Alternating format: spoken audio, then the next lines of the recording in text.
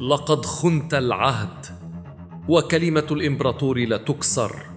اليوم لا أحكم عليك بالموت فقط، بل أحررك من خيانتك إلى الأبد. وفي آخر لحظة قبل الموت فهمت إن الإنسان ممكن يكون سعيد في أي مكان، حتى لو على حبل المشنقة. أوقفوا الإعدام، أوقفوا الإعدام. رجع القيصر عن قراره، رجع القيصر عن قراره.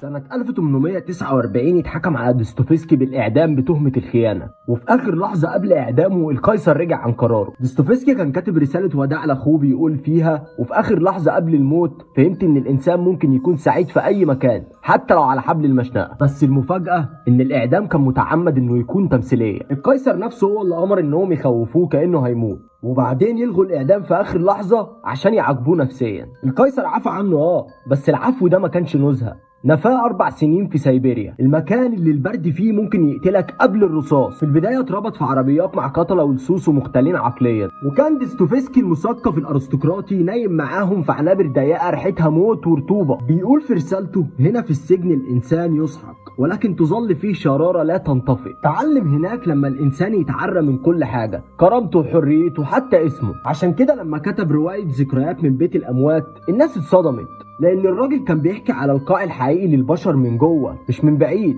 بعد ما خرج من المنفى رجع بواحد جديد، ما بقاش السائر اللي بيحلم بالعدالة المثالية، بقى راجل شاف الجحيم وبيقرر يكتب عنه. ديستوفسكي طلع من السجن وهو مريض بالصرع وفقير ومطارد بالديون، يعني حتى حريته ما كانش فيها راحة. وبدل ما يعيش في سلام وقع في مصيبة جديدة اسمها القمار. كان بيدخل الكازينو كأنه داخل معركة فلسفية، بيآمر مش بفلوسه، ده بيآمر بنفسه وبكرامته وحتى بحياته. وفي مرة خسر كل حاجة حتى خاتم مراته. بس في قلب الهزيمة دي كتب رواية المقامر في 26 يوم بس عشان يسدد ديونه قبل ما الناشر يسحب منه حقوق كل أعماله. العلماء نفسهم قالوا ديستوفسكي لو كان عاش في زمن فرويد كان هو اللي هيكتشف التحليل النفسي. ديستوفسكي مات له أولاده ومراته الأولى، واتخانق مع الدين والفقر وحتى مع نفسه. هو حتى في طفولته نشأ في حي فقير جنب مستشفى للفقراء، وكان دايما بيقرأ عن الملاحم البطولية وحكايات الأساطير بفضل المربية بتاعته. وكمان والدته علمته الكتاب المقدس وعرفته على الأدب الروسي والكلاسيكي والأدب الغربي. ولما وقف يخطب آخر خطبة ليه الناس كانت بتبكي، وهو كان بيتكلم عن الغفران والمسيح والحب الإنساني. الراجل اللي شاف الموت في وشه مرتين قرر يعيش باقي عمره يفهم ليه الإنسان بيغلط، مش عشان يحاكمه